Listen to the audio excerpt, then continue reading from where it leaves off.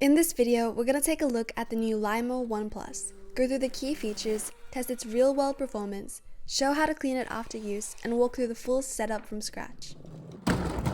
We received this unit as a part of a paid collaboration, but as always, we'll be sharing our authentic experience. Inside the box, there's everything you need to get started. All the cabling, the instruction manual, the ground screws, the RTK base and receiver, and the charging cable. You have all the parts to either install the RTK into the ground or mount it to a wall. Straight away, there are a few noticeable differences compared to the previous version. On the charging base, there's a retractable charging contact with a brush system, which helps maintain a clean and consistent contact. There's also updated sensor and cameras here, along with a protective cover for the LCD screen.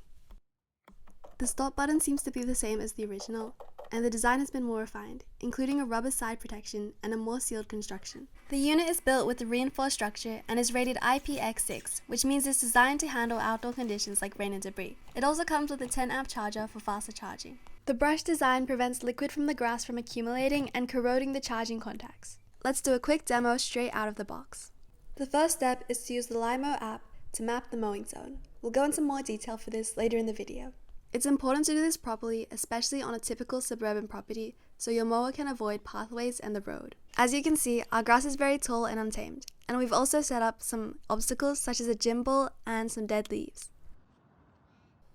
You can adjust key settings like the mowing speed, cutting height, which has a range of 30 to 100 millimeters, the blade speed, and the cutting angles.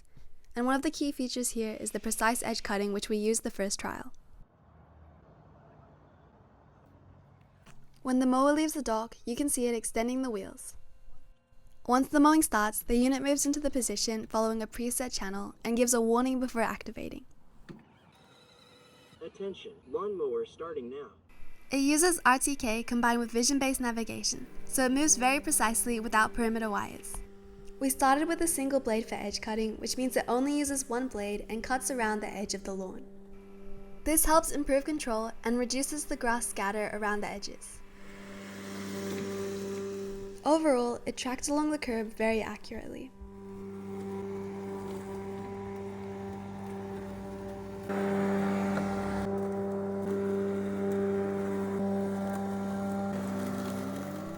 After finishing the edges, both blades activate for full coverage. This uses Lymow's Lie-Cut System 2.0, with dual rotary blades and a cyclone airflow system. Basically, the airflow helps lift flattened grass before cutting, which gives a cleaner and more consistent result. The blades are designed from high riggedy SK5 tool steel, which means it has good durability and consistent cutting performance. For the dry leaves, the mower drove over them while cutting and it didn't affect its performance. When it came to the gym ball, it detected it early and adjusted its path. The camera system works together with ultrasonic sensors to detect objects and avoid obstacles in real time, as shown by my dad's hand. Once an obstacle is removed, the mower is smart enough to go back and complete any missed areas. Performance-wise, it handles different grass types well, including thicker sections while maintaining consistent coverage.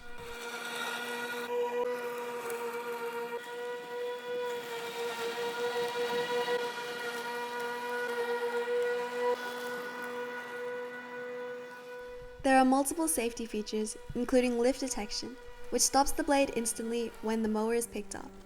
And there's also an emergency stop button for immediate shutdown. When mowing is resumed, it gives a warning and continues mowing. Lawnmower starting now.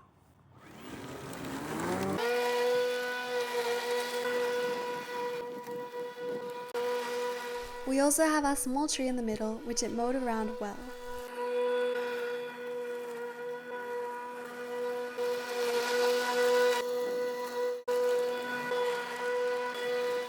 Once mowing is complete, or when the battery runs low, it automatically returns to the charging station.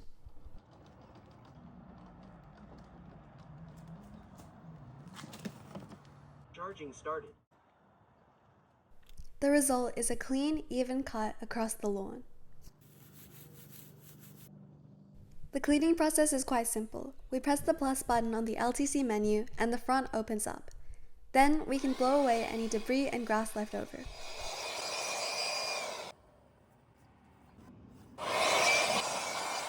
We also blew the sides and it was pretty much clean. Next, onto the mower's capabilities. The unit has a camera built into the front, which you can connect to your device to see what the mower sees. My dad set up a mini course composed of a sandbag and several planks to simulate uneven terrain, such as roots and bumps. The track drive system handled it well. It didn't seem to have any issues as it was able to drive back and forth over the obstacles.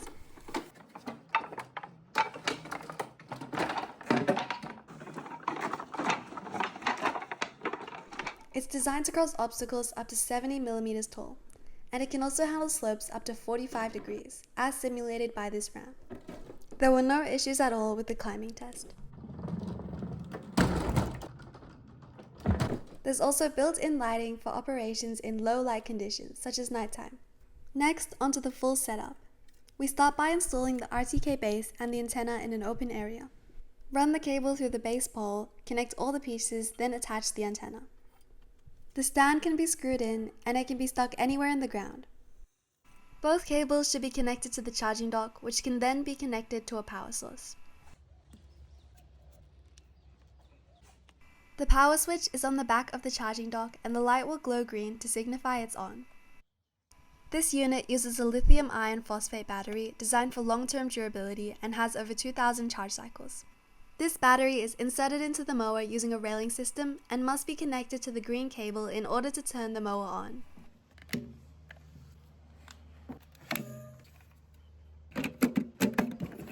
Then you can power the mower on.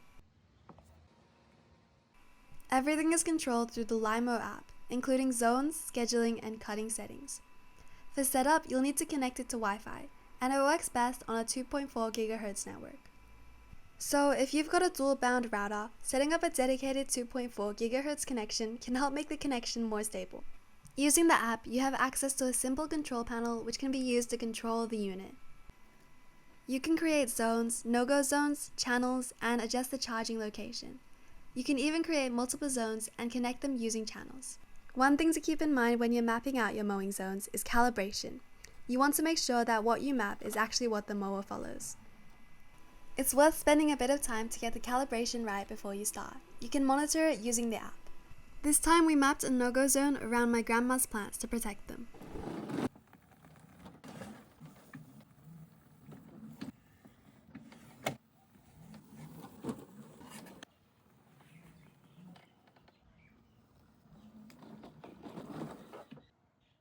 After that, we created a channel to the docking station so the mower can charge itself independently.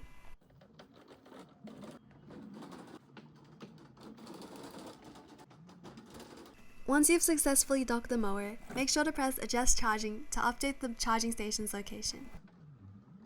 Moving on, we created a channel through the garage, and then over pebbled and paved terrain, which it traversed quite easily. Now the mower can mow both the front yard and the backyard, and use a channel to travel through the garage. We ensured the precision was calibrated to around 1 centimeter before mapping out the backyard.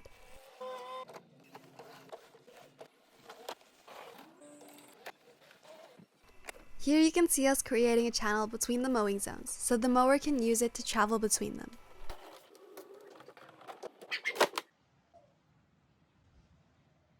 Moving on to settings, we used a cutting height of 30 millimeters to see if the cut would still be consistent at a low height. Attention, lawnmower starting now. Attention, lawnmower starting now. With only one blade running, the mower is about 66 decibels loud.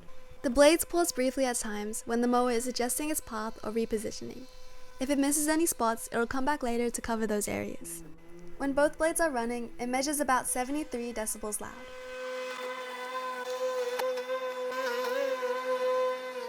We used a double pass to get a more consistent cut, and the mower was also able to successfully navigate around the no-go zone we created. Again, you can see the blade stopping here so the mower can reposition itself.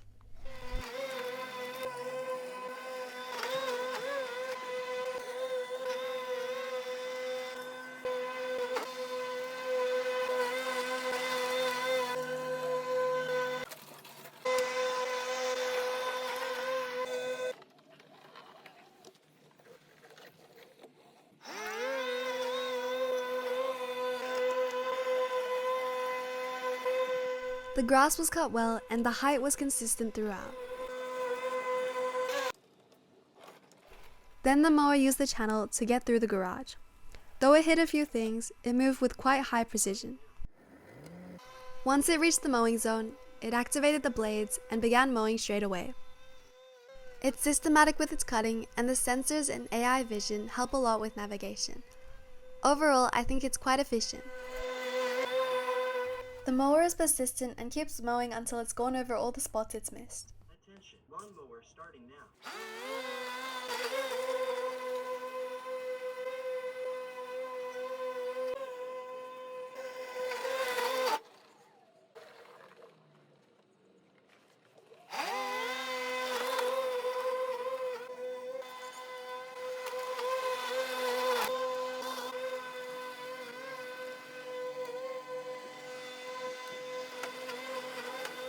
It goes over each section twice to ensure all spots are properly mowed. The final result had a clean and consistent finish in all the mowing zones. Overall, we were really impressed by the unit. The accuracy is great, the finish is clean, and there's not much mess left behind.